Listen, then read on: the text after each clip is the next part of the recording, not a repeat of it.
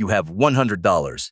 The year is 1799. Everyone around you believes the world will always look the way it looks right now. Horses on the road, candles for light, cloth spun by hand in cottages, one slow thread at a time. But you know something they don't. The Industrial Revolution is coming. For them, the future is uncertain. For you, the next 50 years are already written. You know which machines will rise. You know which cities will fill with money. You know that more fortunes are about to be built in 2 generations than were built in the previous 500 years. So here is the only question that matters. What will you do with your $100? You could be careful. You could buy a small plot of farmland, grow food, and live a quiet life. It is safe. It is also a trap. Land worked by hand returns slowly, and the men who are about to become rich are not farming. They are building machines. Safety, in 1799, is the most expensive mistake you can make. So you ignore the quiet life. You walk toward the noise. That noise is coming from one place, Manchester. In the north of England, a town is turning black with smoke and loud with iron. Cotton is the reason. A few decades earlier, a barber named Richard Arkwright built a machine called the water frame and opened a spinning mill at Cromford. He did not invent cloth. He invented the factory. By the time he died in 1792, he was one of the richest commoners in the country, and every ambitious man in England had noticed. You noticed too, but you are not too late. In 1799, the boom is just beginning. Here is your first real decision. You have $100 and 3 ways to spend it. You could buy a single spinning machine and try to make cloth yourself. You could buy a small share in someone else's mill. Or you could buy nothing physical at all and instead become a cotton trader, moving raw material and finished cloth between the people who make it and the people who sell it. The machine is tempting, but one machine in your hands is fragile. It can break. It can burn. A better machine can make yours worthless overnight. The mill share is smarter, but you are an outsider with $100, and no mill owner will give a stranger much. So you choose the third path. You become a trader. And you are in good company because in this exact year, a young German named Nathan Rothschild arrives in Manchester with a similar idea. He starts trading cotton textiles. Within a few years, he multiplies his money many times over, and then he leaves cotton behind for something even bigger. Watch him closely. He is showing you the whole game. Why is trading the superior move?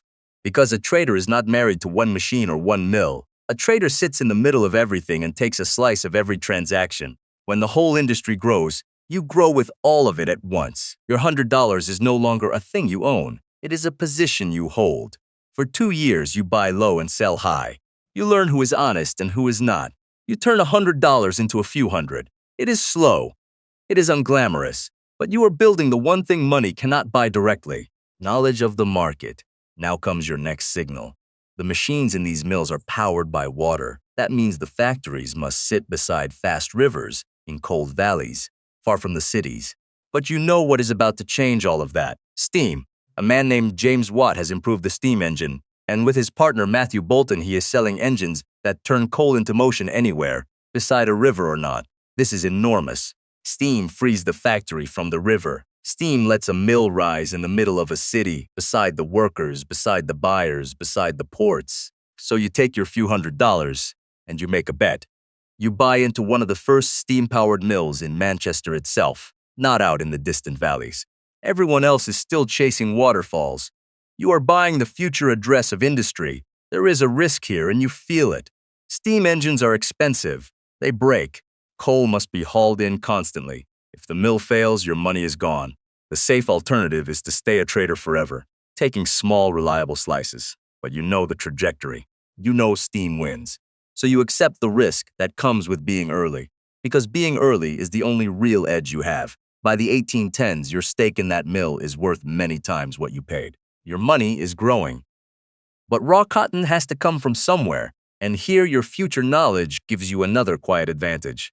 Across the ocean in America, a man named Eli Whitney patented a machine in 1793 called the cotton gin, which cleans cotton dozens of times faster than human hands. The result is a flood. American cotton becomes cheap and abundant, and Manchester's mills are hungry for every bale. You position yourself in that flow. You sign agreements to receive cotton early, before competitors realize how much supply is coming. When the flood arrives, you are already holding the contracts. Cheap input, expensive output, and you sit in the middle of both. But now a war complicates everything. Britain is fighting France. From 1803, the Napoleonic Wars drag on for over a decade. War is chaos, and chaos terrifies most investors. They pull their money out and hide it. Prices swing wildly. Fortunes vanish in a week. This is your hardest decision yet. Do you hide too? Or do you do the opposite? You remember what Nathan Rothschild does in these years. He does not hide. He moves into government finance, lending and dealing in the bonds that fund the war itself. And in 1815, when Britain finally defeats Napoleon at Waterloo, the men who held the right government bonds at the right moment make staggering profits as markets recover. So you take part of your fortune out of cotton and you put it into British government bonds, the securities they call consols. Their price has been beaten down by years of fear.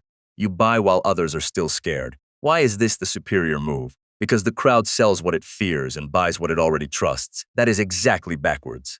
The largest gains go to the person who buys the safe asset while it is still priced like a dangerous one. When peace returns in 1815 and confidence comes back, the value of what you hold climbs, and you have profited from the recovery instead of being destroyed by the panic. You are now wealthy, but you are not finished because the biggest wave of the entire revolution has not even arrived. Everything so far has moved on water. Rivers turned the early wheels. Canals carried the goods.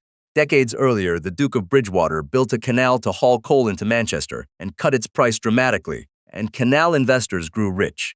By now, you might be tempted to pour everything into canals, because canals are proven, profitable, and safe. Do not, because you know what is coming for the canals. Iron rails. In 1825, a railway opens between Stockton and Darlington. Then, in 1829, an engineer named George Stephenson enters a competition with a locomotive called the Rocket and wins, proving steam-powered trains can move freight and people faster than anything on Earth. In 1830, the Liverpool and Manchester Railway opens, and the world changes again. Goods that took a day to move now move in an hour. The canals you were tempted to buy will slowly die. So you make your final great decision. You sell out of the old transport and you buy into the new one. You take your profits from cotton, from steam, from bonds, and you invest in early railway ventures before the public understands what railways will become. You buy land along the routes you already know the rails will follow because you have seen the map of the future. The risk is real. Railways are unproven and the public is nervous. The safe alternative is to keep your money in cotton and bonds and simply stay rich. But staying rich is not the goal. You came here to compound an edge that no one else has, and the railway is the single largest opportunity of the century. So you commit, and it works. By the 1830s, your $100 has become a network. Cotton trade, a stake in steam mills, government bonds bought in the depth of fear, land and shares along the new railways. Each fortune funded the next. Each decision was made a few years before the crowd. What is it all worth? In the money of the 1830s, you are sitting on a fortune in the hundreds of thousands. Translated into today's money, across 2 centuries of inflation and the growth of the assets you chose, you are looking at the equivalent of tens of millions of dollars, from 100 in a single lifetime. But notice what actually made you rich.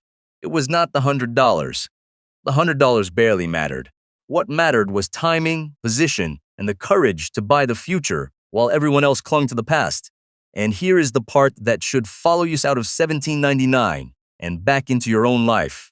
You are living through your own industrial revolution right now. New machines are rising in your lifetime too. New industries that will mint fortunes and erase others. The crowd around you is just as certain that today is permanent as the crowd in 1799 was certain about theirs. The tools are different. The lesson is identical. Wealth rarely goes to the person with the most money.